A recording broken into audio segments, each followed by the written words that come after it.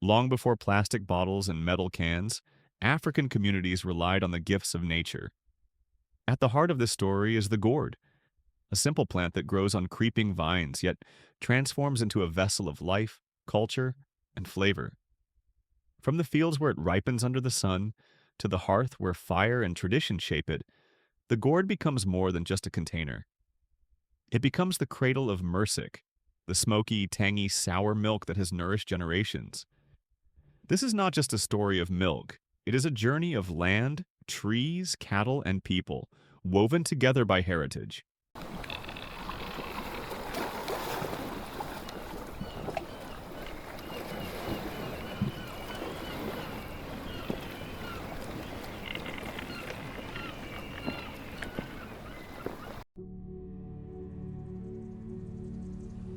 Before the invention of plastic and metal containers, African communities relied on the natural world to create tools for daily life.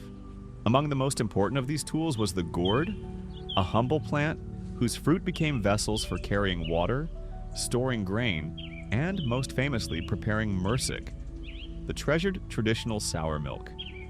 This story, set in a community in eastern sub-Saharan Africa, follows the journey of the gourd from plant to cultural symbol.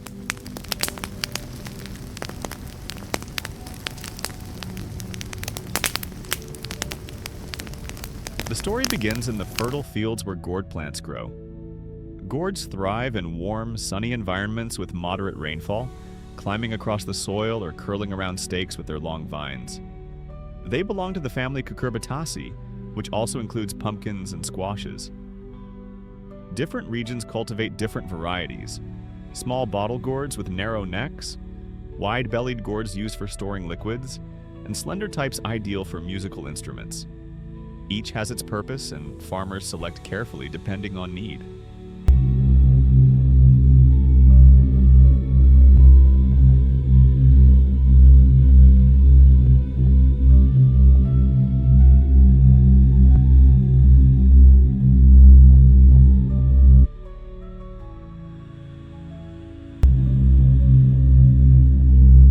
When the fruits reach maturity, their skin firm and their color deepened, they are harvested. Only fully matured gourds are chosen for making mursik, for immature fruits are too soft and weak to withstand the preparation. Once collected, they are transported from the fields to the homestead. But the gourd alone cannot complete the process. Other items are gathered, each with cultural significance. The real magic begins with the African senna branches. These branches are set on fire until they glow red, then extinguished just enough to form blackened charcoal. The partial burning is important. It releases the sweet aroma while still leaving the wood firm enough to be ground. From a nearby palm tree, two slender branches are cut and shaped.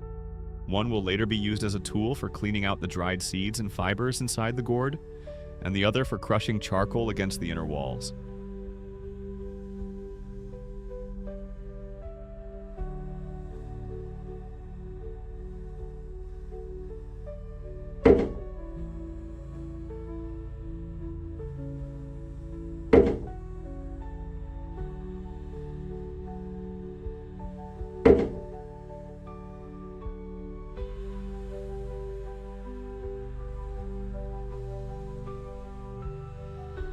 At home, the gourds are left in a warm, dry place. Over time, their fresh green color fades and the skin hardens, turning a rich brown. This change signals readiness.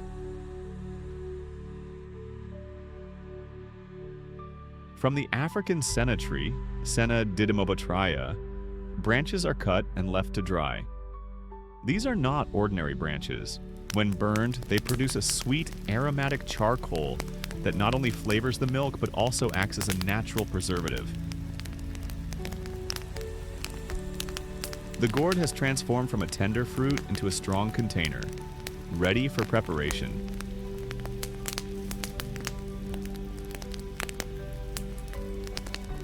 After several days of drying, the gourd is ready to be opened. The top portion is carefully cut off to form a wide opening.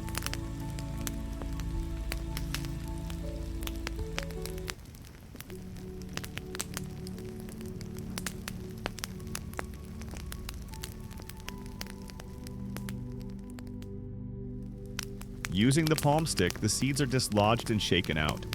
The gourd is now hollow but not yet clean. Inside, the seeds and fibrous material are loose. This happens naturally because as the gourd dries, it loses moisture, causing the inner seeds to shrink and detach from the walls. The glowing charcoal pieces are dropped inside the gourd. With a second palm stick, they are crushed and rubbed against the inner walls until they form a fine, dark powder that coats the entire surface. This step is both practical and symbolic. The charcoal lining sterilizes the container, absorbs excess moisture, and perfumes the gourd with its smoky sweetness. The vessel is now transformed, no longer a simple fruit, but a sacred container for Mursik. The choice of African senna is deliberate. Its fragrance is unlike any other, and it gives Mursik its distinctive smoky sweet taste that has been cherished for generations. The next step is to pour fresh cow's milk into the prepared gourd.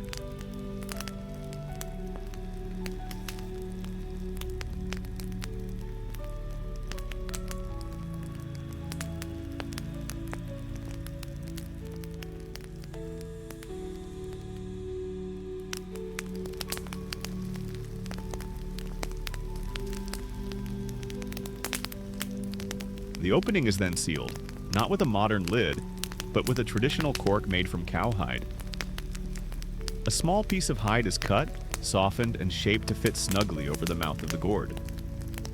Once sealed, the gourd is placed near the fireplace inside the homestead. The fire's warmth is gentle and steady, providing the perfect environment for fermentation.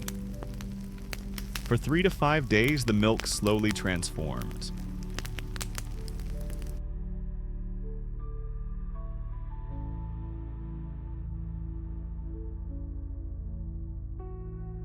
Finally, when the days have passed, the lid is removed and the gourd is shaken one last time to create a smooth, homogeneous drink.